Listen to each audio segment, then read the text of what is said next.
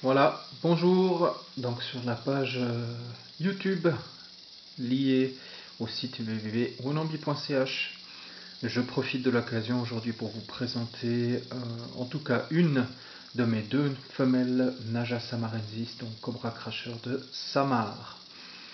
C'est une petite île dans l'archipel de Malaisie, donc l'île de Samar, d'où ces cobras proviennent. Ces cobras ont la particularité d'être des cobras qui sont très très très nerveux, mais qui aiment aussi beaucoup le calme. Donc à l'instar d'autres espèces, c'est assez important de les laisser tranquilles pour qu'ils puissent se développer de manière sereine. Autre particularité de cette espèce, c'est qu'à l'heure actuelle, il n'y a aucun antivenin à disposition sur le marché, ce qui requiert une prudence toute particulière. On s'entend, avec les serpents venimeux, il faut de toute manière être prudent, mais ici, il faut être d'autant plus prudent qu'il n'y a pas d'antivenin, et leur venin serait un puissant neurotoxique, à l'instar notamment du cobra des Philippines, donc Naja philippiniensis. Donc ici, ce sont deux femelles qui sont déjà très grandes, à savoir à peu près 1,20 m. Le maxima pour cette espèce est à peu près d'1,50 m. Mais les spécimens sauvages capturés dépassent rarement le 1,10 m, voire le 1,20 m. Ce sont des femelles qui ont 4 ans d'âge maintenant. J'ai essayé une première fois ce printemps de les reproduire avec un mâle qu'un ami éleveur m'a confié, sans succès. Alors est-ce que les deux femelles sont stériles ou le mâle n'a pas pu produire de spermatozoïdes suffisamment vaillants pour vaincre les ovules de la femelle? L'avenir me le dira, puisque le printemps prochain, je réessayerai avec un autre mâle pour voir si cela donne quelque chose.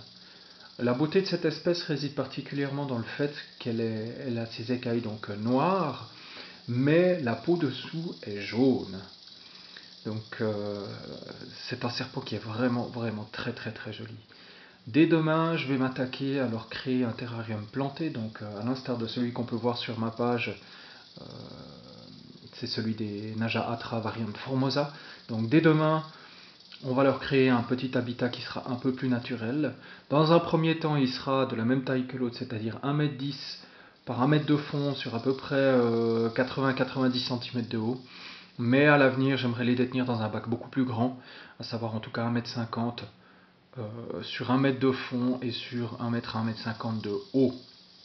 Ainsi aussi pouvoir me laisser libre cours à ma main verte dans l'installation.